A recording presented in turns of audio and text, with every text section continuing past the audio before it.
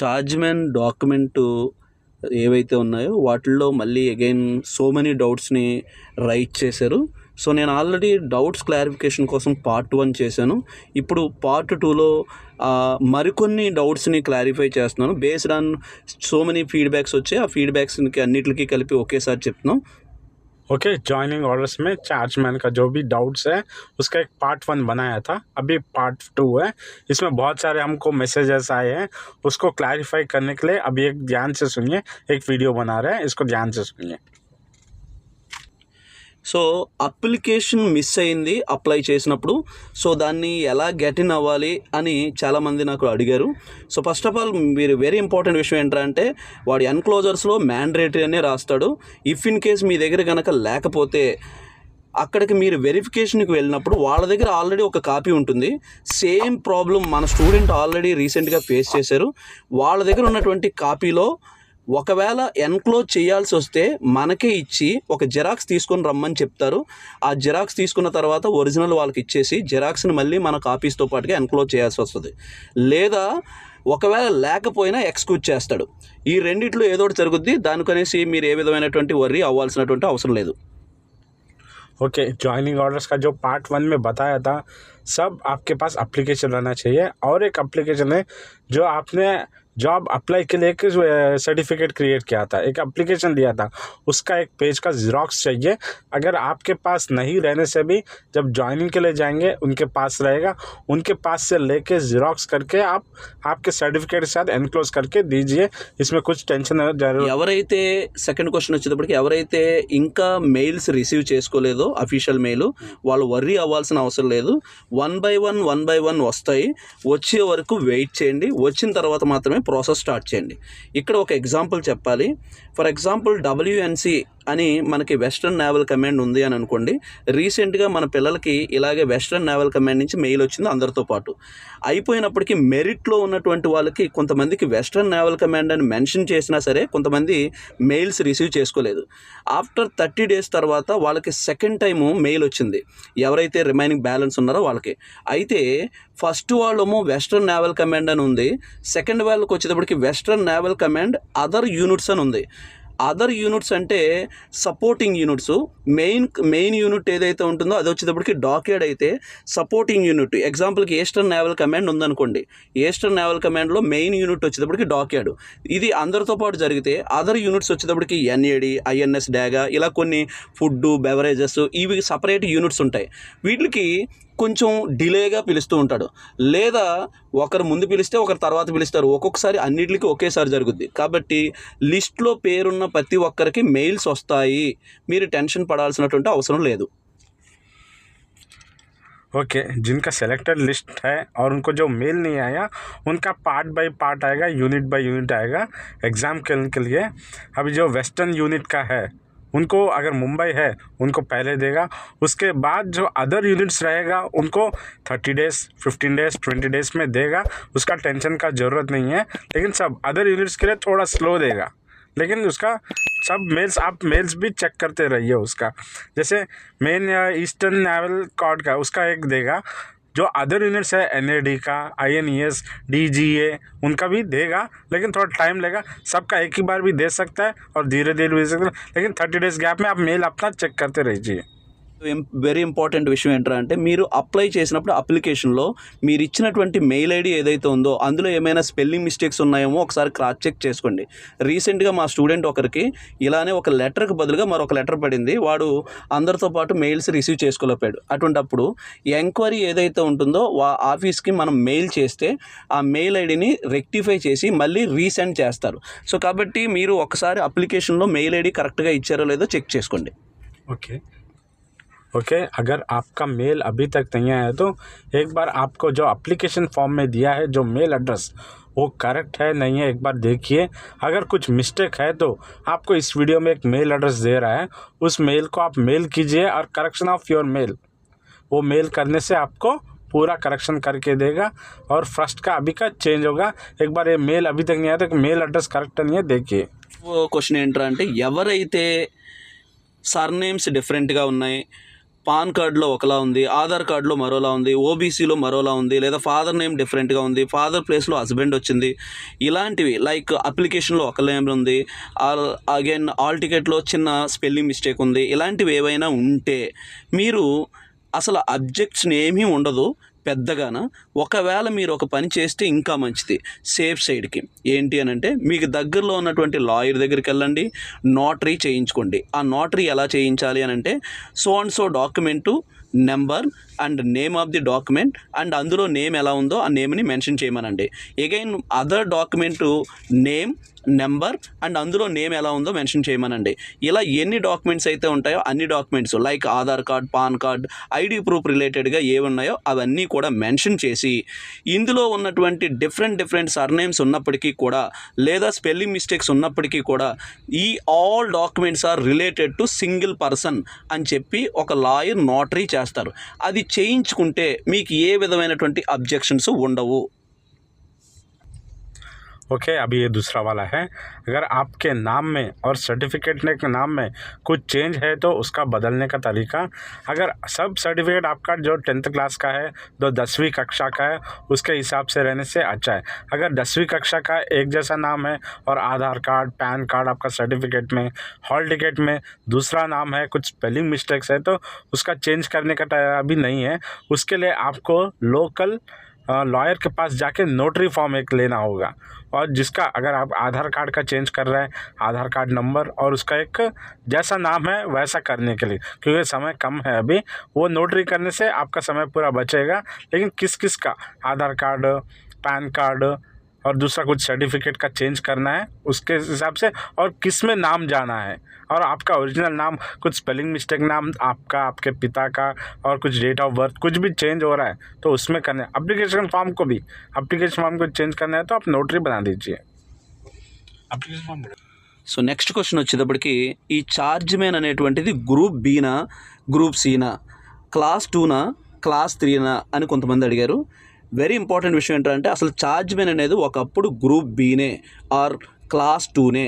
కానీ ఎవరికైతే grade pay 4200 and above ఉంటుందో ఆర్ 4200 అబోవ్ ఉంటుందో ఆర్ 4200 నుంచి ఎవరైతే ఉంటారో ఆ అబోవ్ గల వాళ్ళని జూనియర్ ఇంజనీర్ గాను అండ్ అబోవ్ సూపర్వైజర్ గాను మనం ట్రీట్ చేస్తాం.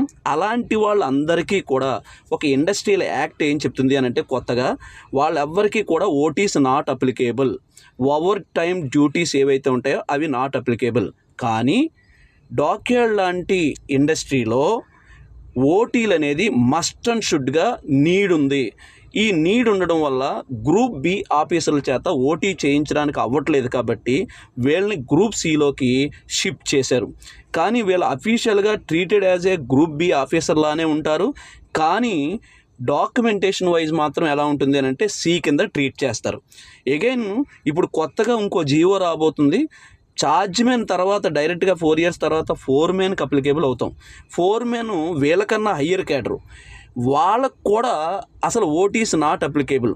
కానీ ప్రస్తుతం ఫోర్ మ్యాన్కి సో మెనీ ఓటీస్ నీడ్ ఉండడం వల్ల ఫోర్ మ్యాన్ కూడా త్వరలో గ్రూప్ సి కింద చేర్చాలని అనుకుంటున్నారు. కాబట్టి మీరు గుర్తుపెట్టుకోండి, ఇది బి టైప్ జాబే కానీ అఫీషియల్గా పేపర్స్ మీద సి టైప్ అని ఉంటుంది. ओके ये ध्यान से सुनिए, चार्जमेंट का ग्रुप बी और ग्रुप सी में क्या डिफरेंस है. अगर आप ग्रुप बी का एप्लीकेशन आपको आया, आपका 4200 ग्रेड पे है तो आप ओटी नहीं कर सकते. ओवर टाइम ड्यूटीज़ नॉट, आपको ग्रुप बी के लिए ओवर टाइम ड्यूटी नहीं है. अगर आप, लेकिन डॉकयार्ड को ओवर टाइम ड्यूटी का ज़रूरत है और आपको भी ज़रूरत है, लेकिन आपका ग्रेड ग्रुप सी देगा. लेकिन ग्रुप बी और ग्रुप सी का सेम सब कुछ बेसिक डीए सब सेम रहेगा, लेकिन नाम के वास्ते आप ग्रुप सी है. ग्रुप सी में रहने से आप ओवर टाइम ड्यूटी कर सकते हैं. ये इसलिए हुआ है कि इंडस्ट्रियल सेक्टर्स का एक रूल आया है कि जो अबव ग्रुप बी में हैं उन लोग को एलिजिबल नहीं है. तो अब अभी एक एग्ज़ाम के लिए एक फोरमैन है, ऑफिशियली वो नहीं है, लेकिन वही फोरमैन ग्रुप सी में है तो ओवर टाइम ड्यूटी कर सकता है. उसका इसका चेंज है, सब बेसिक डीए सब फैसिलिटीज सेम रहेगा, एक ग्रेड चेंज रहेगा. सिर्फ ग्रुप सी के लिए ओवर टाइम ड्यूटी के लिए आपको ग्रेड सी के नाम से आपको अप्लीकेशन फॉर्म आएगा. మరొక డౌట్ ఏం అడిగారంటే ఈఎన్సి ఏస్టల్ నేవల్ కమాండ్ ఏదైతే ఉందో పోస్ట్ లొకేషన్ ఎక్కడ ఉంటుంది. ప్రస్తుతం రిక్వైర్మెంట్ని బట్టి 90% వైజాగ్లో మాత్రమే ఉంటుంది. If in case Vizag miss అయితే చెన్నై, హుగ్లీలో ఉంటుంది. అయితే నాకు అడిగినటువంటి మరొక డౌట్ ఏంటంటే ఈఎన్సి అనేటువంటి దాంట్లో నేను సెలెక్ట్ అయితే అండమాన్ లొకేషన్ ఇస్తారా అని అడిగారు ఒక అబ్బాయి. అండమాన్ అనేది ప్రస్తుతం ఈఎన్సీ నుంచి సపరేట్ అయిపోయి ఏఎన్సీగా ఫామ్ అయింది. అండమాన్ నేవల్ కమాండ్గా సపరేట్ కమాండ్ ఫామ్ అయింది. కాబట్టి మీకు ఒకవేళ అండమాన్లో కనుక జాబ్ లొకేషన్ అయితే కనుక మీకు ఈఎన్సీ అని మానేసి ఏఎన్సీ అని వస్తుంది. అయితే ఒకవేళ మీకు ఏఎన్సీకి సంబంధించినటువంటి పోస్టింగ్ ఏమైనా వస్తే డాక్యుమెంట్ వెరిఫికేషన్ మాత్రం ఈఎన్సీలో హెడ్ క్వార్టర్స్లోనే జరుగుతాయి.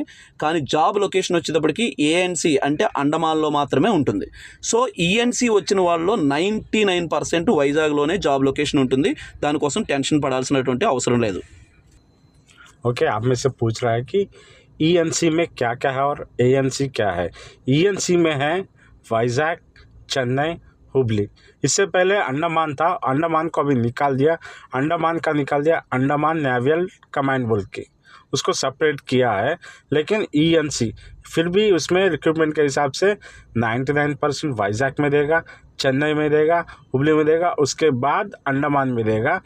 ये वाला एक पॉइंट है. अभी दूसरा वाला, अगर आपका एएनसी का आया लेकिन सर्टिफिकेट वेरिफिकेशन ईएनसी वाइजैक में ही होगा. आप एप्लीकेशन में सब देख लीजिए. ईएनसी में वेरिफिकेशन बोल के ईएनसी मत सोचिए, वो एएनसी आया तो एएनसी रहेगा उसमें. ఏఎన్సీ का भी ఈఎన్సీ में అప్లికేషన్ జాయినింగ్ డేట్ ఎప్పుడు ఉండొచ్చు అని అడుగుతున్నారు. నిజానికి జాయినింగ్ డేట్ అనేది ఎగ్జాక్ట్లీ ఎవరూ చెప్పలేరు. అయితే ఇక్కడ ఇంపార్టెంట్ విషయం ఏంటంటే ప్రస్తుతం ఈ మంత్, నెక్స్ట్ మంత్, ఆ నెక్స్ట్ మంత్లో ఎక్కువగా రిటైర్మెంట్స్ ఉన్నాయి. ఎక్కువ రిటైర్మెంట్స్ ఉండడం వల్ల రీప్లేస్మెంట్ 100% ఇప్పటికిప్పుడు ఇమీడియట్లీ కావాలి. కాబట్టి as early as possible joining order అనేది ఉంటుంది. అగైన్ రీసెంట్గా ఒక ముంబైలో ఒక ఐటీ వాళ్ళకి జరిగినప్పుడు డాక్యుమెంట్ వెరిఫికేషన్ వెళ్ళిన రోజే ఒక డేట్ చెప్పారు. ఆ డేట్ నాడు వచ్చి జాయిన్ అయిపోమని చెప్పారు. అంటే మీకు కూడా డేట్ ఆఫ్ వెరిఫికేషన్ ఏదైతే డాక్యుమెంట్ వెరిఫికేషన్ ఉందో అదే రోజు చెప్పొచ్చు, లేదంటే విత్ ఇన్ డేస్లోనే మీకు ఆ ఆర్డర్ రావచ్చు. ओके, जॉइनिंग डेट के ऊपर ध्यान दीजिए. इसका फिक्स्ड डेट नहीं है. अगर आपका सर्टिफिकेट वेरिफिकेशन हो गया वो तो एक अच्छा काम कीजिए कि जल्दी आप सर्टिफिकेट वेरिफिकेशन कीजिए. एक मेल आएगा आपको, जब सर्टिफिकेट वेरिफिकेशन में एक पेपर आएगा कि आप इस टाइम पे इस डेट पे ज्वाइन कीजिए. इसका मई और जून में जल्दी चांसेस है. मैक्सिमम 2 months में हो जाएगा. सर्टिफिकेट वेरिफिकेशन के ऊपर पूरा ध्यान दीजिए. इसका డాక్యుమెంట్ వెరిఫికేషన్ అప్పుడు మస్ట్ అండ్ షుడ్గా ఉండాల్సినటువంటి డాక్యుమెంట్స్ ఎసెన్షియల్ క్వాలిఫికేషన్గా ఎసెన్షియల్ సర్టిఫికేట్స్ ఏవైతే ఉన్నాయో ఎస్ఎస్సి మేజర్గా, సెకండ్ డిప్లొమా అయితే డిప్లొమా, డిగ్రీ అయితే డిగ్రీ, ఈ 2 మస్ట్గా ఉండాలి. మిగతావి ఏవైనా సరే పెండింగ్ ఉన్నా మీకు టైం ఇస్తారు, ప్రాబ్లం లేదు. ఒక లెటర్ రాసి 1 week 2 weeks లేదంటే 15 days బిఫోర్ జాయినింగ్ లోపు మీరు ఖచ్చితంగా సబ్మిట్ చేయొచ్చు అనే ఆప్షన్ ఉంటుంది. కానీ ఎసెన్షియల్ ఏవైతే ఉంటాయో అవి ఖచ్చితంగా ఉండాలి. దానికి వేరే ఆప్షన్ అంటూ ఉండదు. ఎన్ఓసి ఫర్ ఎగ్జాంపుల్ ఎవరైనా ఆల్రెడీ ఎగ్జిస్టెడ్ ఎంప్లాయీ ఉంటే ఎన్ఓసి ప్రజెంట్ మీకు ఇంకా ఇవ్వకపోతే ప్రాబ్లం ఏమీ లేదు. మీరు డాక్యుమెంట్స్ ఏవైతే ఉన్నాయో మేజర్ డాక్యుమెంట్స్ అవి సబ్మిట్ చేయండి. ఎన్ఓసి మీరు బిఫోర్ జాయినింగ్ సబ్మిట్ చేసినా వాళ్ళు యాక్సెప్ట్ చేస్తారు. కాబట్టి ఎన్ఓసి లేని వాళ్ళు మరియు బీటెక్ ఎవరో ఫైనల్ ఇయర్ చదివారు రీసెంట్గా, వాళ్ళకి ప్రొవిజనల్ రాలేదు, ఓడి రాలేదు, లేదా మార్క్స్ మిస్ట్ రాలేదు, ఇలాంటివి ఏమైనా డౌట్స్ ఉన్నాయనుకో, వాళ్ళ ఎడిషనల్ క్వాలిఫికేషన్ సంబంధించినటువంటి ఏవైనా మీకు ఇంకా రీచ్ అవ్వకపోతే అవి మీరు జాయిన్ అవ్వడానికి దగ్గరలో సబ్మిట్ చేసుకోవచ్చు, జాయిన్ అయ్యాక కూడా సబ్మిట్ చేసుకోవచ్చు. అంతేకాని డాక్యుమెంట్ వెరిఫికేషన్ టైంలో ఎడిషనల్ క్వాలిఫికేషన్ సంబంధించినవి ఎసెన్షియల్ కాకుండా అదర్వి ఇంక్లూడింగ్ క్యాస్ట్ సర్టిఫికెట్ కూడా యాక్సెప్ట్ చేస్తారు. అంటే ఇప్పుడు ఎలక్షన్ టైం కాబట్టి మనకి కావాలంటే టైం మీరు ఎక్స్టెన్షన్ అడిగితే ఇస్తారు. అగైన్ వెరీ ఇంపార్టెంట్ విషయం, మీరు ఒకవేళ ఓపెన్ కేటగిరీలో సెలెక్ట్ అయి ఉంటే, యూఆర్ కేటగిరీలో సెలెక్ట్ అయి ఉంటే, యూఆర్ అయినప్పటికీ కూడా అంటే మీరు ఎస్సీ ఎస్టీ ఓబీసీ అయ్యి ఉండి కూడా యూఆర్లో సెలెక్ట్ అయి ఉంటే మీరు ఏ విధమైనటువంటి క్యాస్ట్ సర్టిఫికెట్ సబ్మిట్ చేయాల్సినటువంటి అవసరం లేదు, వాడు తీసుకోడు. కాకపోతే మీరు ఆల్రెడీ ఓబీసీ ఎస్సీ ఎస్టీ అయితే కనుక చేయించుకోండి. మీరు యూఆర్లో సెలెక్ట్ అయినటువంటి క్యాండిడేట్స్ కోసం మాత్రమే చెప్తున్నాను ఈ పాయింట్. ఓకే, ये वाला है डिविएंट. ओके, डॉक्यूमेंट वेरिफिकेशन में दीजिए। जो वेरिफिकेशन है ये, जो आपने एप्लीकेशन में एसएससी 10th यानी 10वीं कक्षा का और आप नेक्स्ट डिग्री है या डिप्लोमा है, ये दोनों सर्टिफिकेट कंपलसरी चाहिए। दूसरा वाला कैस्ट सर्टिफिकेट और हायर डिग्रीज का और कुछ डिग्री का पीजी का नहीं रहने से भी चलेगा, लेकिन ये वाला दोनों कंपलसरी आपको साथ में रखना है। ये डॉक्यूमेंट वेरिफिकेशन का ये वाला प्रोसेस कंपलसरी है। नेक्स्ट ओके, डॉक्यूमेंट वेरिफिकेशन के बाद एनओसी, ये जो गवर्नमेंट जॉब कर रहा है उनके लिए है। ये आपके कंपनी से एनओसी थोड़ा लेट हो सकता है, इसके लिए आपको थोड़ा टाइम ज्वाइनिंग के बाद भी और ज्वाइनिंग के टाइम पे आप एक एप्लीकेशन 15 डेज़ 20 डेज़ 30 डेज़ एक एप्लीकेशन लिख के दीजिए। आप ज्वाइनिंग के बाद भी दे सकते हैं, लेकिन कंपलसरी डॉक्यूमेंट वेरिफिकेशन के लिए 10th और डिग्री या फिर डिप्लोमा ये सर्टिफिकेट रहना आपका ज़रूरी है। సో పార్ట్ 1లో నేను పీవీసీ చేయించాలి అని చెప్పాను. పీవీసీ మీరు డాక్యుమెంట్ వెరిఫికేషన్ టైంలో ఎక్కడా కూడా అడగడు. కానీ మీకు ఆర్డీఓ ఆర్ మెజిస్ట్రేట్ లెవెల్ ఎవరైనా మీకు డాక్యుమెంట్స్ మీద సైన్ చేయాలి అని అంటే సెల్ఫ్గా మనం ఒక పీవీసీ చేయించాలి అనేది ఒక రూల్. సో ఒక గెజిటెడ్ ఆఫీసర్ అయినా లేదంటే ఒక ఆర్డీఓ అండ్ అబోవ్ లెవెల్ వాళ్ళు ఎవరు సైన్ చేయాలన్నా పీవీసీ అనేది మస్ట్ అండ్ షుడ్గా ప్రజెంట్ అడుగుతున్నారు. అది సెల్ఫ్గా మనం చేయించుకోవాలి తప్ప ఇది డాక్యుమెంట్ వెరిఫికేషన్ టైంలో సబ్మిట్ చేయాల్సినటువంటి అవసరం ఏమీ లేదు. ओके, पीवीसी में एक भूल गया था। पीवीसी में जो है वो कंपलसरी डिपार्टमेंट से या फिर आपकी तरफ से नहीं है। ये आरडीओ सिग्नेचर के लिए पीवीसी चाहिए। ये डॉक्यूमेंट से कंपलसरी पीवीसी मेरे को चाहिए बोल के नहीं है। जो सर्टिफिकेट आप जो कैरेक्टर सर्टिफिकेट है उसमें आरडीओ का साइन चाहिए। वो आरडीओ जब ही करेगा जब पीवीसी से आप पर्सनली एक सर्टिफिकेट लेके आरडीओ को देने से आरडीओ वाला साइन करके देगा। ये सर्टिफिकेट वेरिफिकेशन में उसको देने का ज़रूरत नहीं है। जो कैरेक्टर सर्टिफिकेट में आरडीओ का साइन स्टैम्प चाहिए इसके लिए। సో వెరీ ఇంపార్టెంట్ ఏంట్రా అంటే కొంతమంది సెలెక్ట్ అయిన వాళ్ళు ఒక గ్రూపులు ఫామ్ చేశారు. సో అది వాళ్ళ ఇంట్రెస్ట్ మీద ఫామ్ చేసుకోండి, నో ప్రాబ్లం. అయితే నేను ఎవరైతే గ్రూప్ ఫామ్ చేశానో నా ఇన్స్టిట్యూట్ తరపు నుంచి, మాది ఏదైతే ఇన్స్టిట్యూట్ ఉందో ఆ ఇన్స్టిట్యూషన్ తరపు నుంచి మోర్ దాన్ 8 మెంబర్స్ సెలెక్ట్ అవ్వడం వల్ల వాళ్ళ కోసం అంటూ ఒక గ్రూప్ని క్రియేట్ చేసాము, వాట్సాప్ గ్రూప్. వాళ్ళతో పాటు ఎవరైనా ఈ ప్రాబ్లమ్స్ని ఫేస్ చేస్తూ ఉంటే, డౌట్స్ని ఫేస్ చేస్తూ ఉంటే వాళ్ళ యొక్క 100% సెలెక్ట్ అయ్యారా లేదా అని చెక్ చేసిన తర్వాత మాత్రమే గ్రూప్లో యాడ్ చేస్తున్నాము. ఐఆమ్ నాట్ ఏ ఇప్పుడు సెలెక్ట్ అయినటువంటి క్యాండిడేట్ని అయితే నేను కాదు. నేను ఆల్రెడీ గవర్నమెంట్ సర్వెంట్ని, మోర్ దాన్ 15 years సర్వీస్ చేసినటువంటి సర్వెంట్ని. ఎట్ ది సేమ్ టైం ఏదైతే ట్రస్టెడ్ ఐ స్టడీ సెంటర్ ఉందో మోర్ దాన్ 4000 మెంబర్స్ పైగా సెలెక్ట్ అయినటువంటి ఈ ఇన్స్టిట్యూషన్ ఏదైతే ఉందో కోచింగ్ సెంటర్ తరపు నుంచి ఈ గ్రూప్ని క్రియేట్ చేయడం జరిగింది. మీరు బిఫోర్ జాయిన్ అవ్వడానికి ముందు మమ్మల్ని క్వశ్చన్ అడగకుండా మీరు బిఫోరే ఫోన్ నెంబర్ కానీ ఇన్స్టిట్యూట్ని కానీ గూగుల్లో సెర్చ్ చేసి మేము ట్రస్టెడ్ అనుకుంటే గ్రూప్లో యాడ్ అవ్వండి, లేదు అని అనుకుంటే అన్వాంటెడ్గా వేస్ట్ చేసుకోవద్దు మీ టైం. ओके, आपको कुछ भी डाउट है, कुछ भी परेशान हो रहा है, कुछ भी करना चाहते हैं मुझे, इस नंबर को या फिर इसको व्हाट्सअप कर सकते हैं, इसको कॉल भी कर सकते हैं। हम जो आपके साथ एक स्टूडेंट नहीं है, हम 15 साल से आई स्टडीज़, ध्यान दीजिए, आई स्टडीज़ पे हम फोकस करके आप जैसे लोग को 4000 लोग को रिक्रूट कर सके हैं 15 साल में। उनका हमारा एक्सपीरियंस से आपको सब कुछ डाउट का क्लैरिफाई कर रहा है। आप आई स्टडीज़ गूगल में भी सर्च करके देख सकते हैं।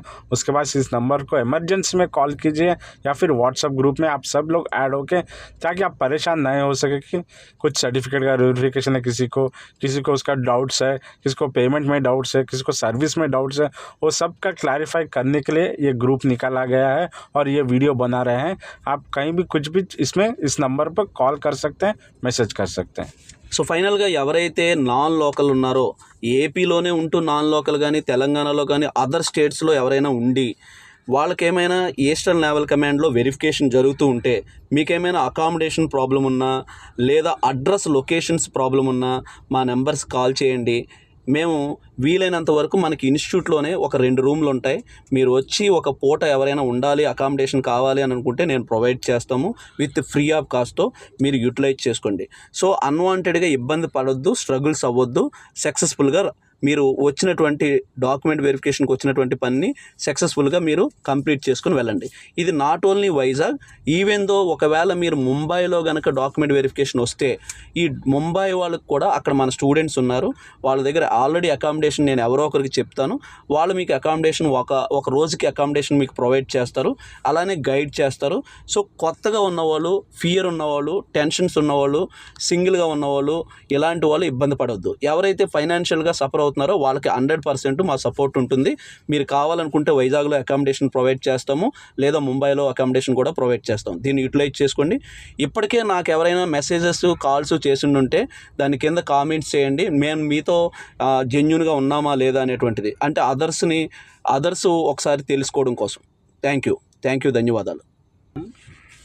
अच्छा, जो सर्टिफिकेट वेरिफिकेशन के लिए एक वाइज़ाग आ रहा है, मुंबई आ रहा है, वो आई स्टडीज़ की तरफ से आप फ्री में इधर रह सकते हैं 1 या 2 दिन के लिए. पूरा वेरिफिकेशन कम हो जाएगा. एक मीन्स नॉन लोकल जो अगर सपोज एग्जांपल के लिए कोई चेन्नई से मुंबई आ रहा है, आपको कुछ भी मालूम नहीं है, कुछ भी नहीं मालूम, लेकिन आई स्टडीज़ से कांटेक्ट कीजिए, आपको फ्री अकोमोडेशन देगा, आपका जो भी डाउट है सब क्लैरिफाई कर देगा. एक मुंबई में और वाइज़ाग में सब कुछ है, आपको सब डाउट्स देगा. इसलिए बना रहा है, आपसे सर्विस और एक्सपीरियंस वाला सब लोग हैं, वो सब लोग आपको करेगा. और आपको कुछ प्रॉब्लम है तो कमेंट्स में लिखिए. इमरजेंसी सब कुछ प्रॉब्लम है तो एक बार इस नंबर को कॉल कीजिए.